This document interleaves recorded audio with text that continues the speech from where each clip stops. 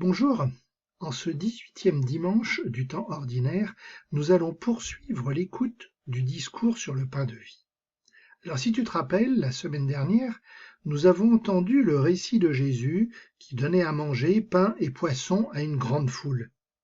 Et à la fin, si tu te rappelles, Jésus partait à l'écart, car il avait compris que la foule voulait le proclamer roi. Ce dimanche, nous allons entendre véritablement le début du discours de Jésus, qui est dit le discours sur le pain de vie. Écoute. En ce temps-là, quand la foule vit que Jésus n'était pas là, ni ses disciples, les gens montèrent dans les barques et se dirigèrent vers Capharnaüm à la recherche de Jésus.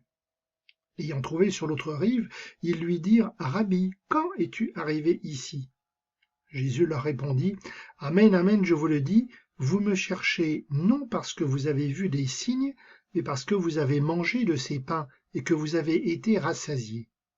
Travaillez non pas pour la nourriture qui se perd, mais pour la nourriture qui demeure jusque dans la vie éternelle, celle que vous donnera le Fils de l'homme, lui que Dieu le Père a marqué de son sceau. » Alors, le début du texte nécessite une petite explication. Entre le passage que nous avons entendu dimanche dernier et ce que nous venons d'entendre, il y a quelques versets qui racontent que les disciples ont retraversé le lac et que Jésus vient les rejoindre en marchant sur l'eau. On comprend donc mieux l'étonnement de la foule qui se demande bien comment Jésus et ses disciples sont revenus à Capharnaüm. Et comme bien souvent, Jésus répond à côté. En fait, il veut ramener la foule à l'essentiel. L'important, finalement, ce n'est pas de savoir comment Jésus est arrivé là. L'important, c'est bien de comprendre pourquoi ces gens dans la foule recherchent en permanence Jésus, pourquoi il veut être avec lui. Et ça, c'est aussi une question que nous devons nous poser, nous aussi, régulièrement. Je vais au caté, je vais à la messe, je communie. Oui, mais pourquoi? Ou plutôt, pour qui? Et Jésus redit ce qui est important. Ce n'est pas d'avoir mangé à sa faim, avec le pain qu'il a distribué, qui est important. Ce qui est important, c'est d'avoir compris que cette distribution des pains, c'est un signe. Alors, je l'avais déjà expliqué, tu sais, dans le vocabulaire de Jean, le mot signe, ça veut dire quelque chose, un geste, une action qui nous dit qui est Jésus, qui nous révèle Jésus.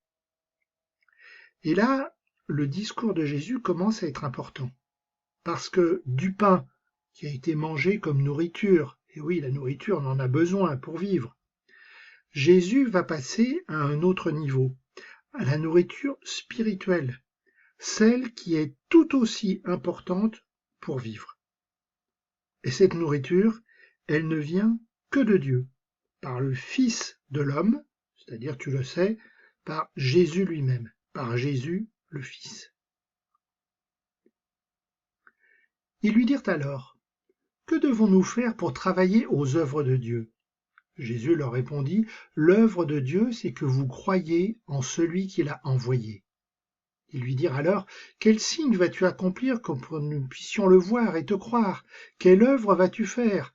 Au désert, nos pères ont mangé la manne, comme dit l'Écriture. Il leur a donné à manger le pain venu du ciel. » Jésus leur répondit, « Amen, amen, je vous le dis, ce n'est pas Moïse qui vous a donné le pain venu du ciel, c'est mon Père qui vous a donné le vrai pain venu du ciel.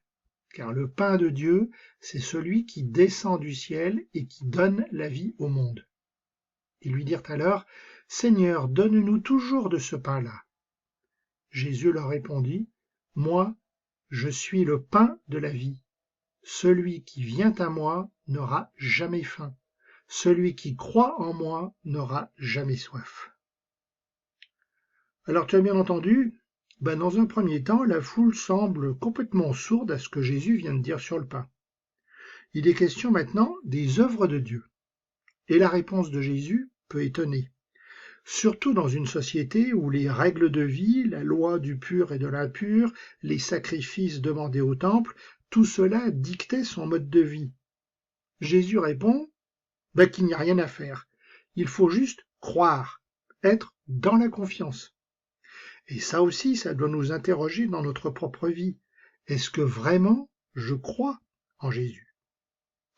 Ouais, mais voilà, pour la foule, ça ne suffit pas. Il lui faut des preuves matérielles, des gestes, des actions, des actes.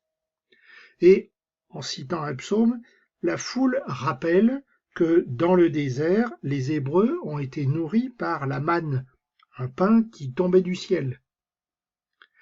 Alors Jésus précise, attention, enlevons toute ambiguïté, ce n'est pas Moïse qui a nourri le peuple hébreu dans le désert, c'est bien Dieu lui-même. Et du coup, cette foule semble avoir compris. C'est Jésus qui peut donner de ce pain. Le pain de Dieu, il descend du ciel, et c'est bien Jésus qui est descendu du ciel. Jésus répond donc qu'il est le pain de vie. Formule importante. Moi, je suis. Pour tout bon lecteur de la Bible, ça rappelle un épisode important. La révélation de Dieu à Moïse dans le buisson ardent. Quand Moïse demande à Dieu comment il s'appelle, Dieu lui répond « Moi, je suis ». Donc, par cette formule, Jésus est en train de dire que lui aussi, il est Dieu. Il est bien l'envoyé attendu. Alors résumons. Pour être à l'œuvre de Dieu, il faut croire en Jésus. Jésus qui nous donne le pain de vie, le pain qui permet notre vie spirituelle, qui nous fait vivre et qui nous mène vers le Père.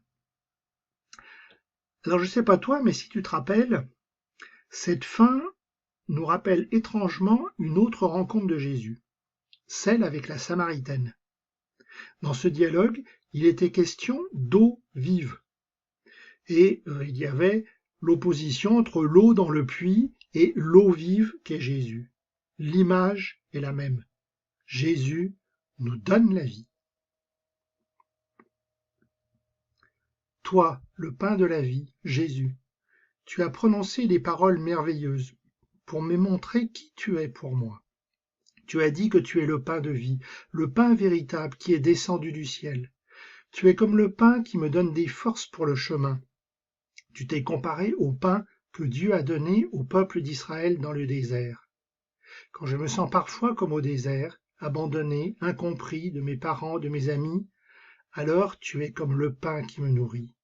Je ne me sens plus seul. Je sais que tu me comprends. Je te remercie parce que tu es le pain de la vie. Amen.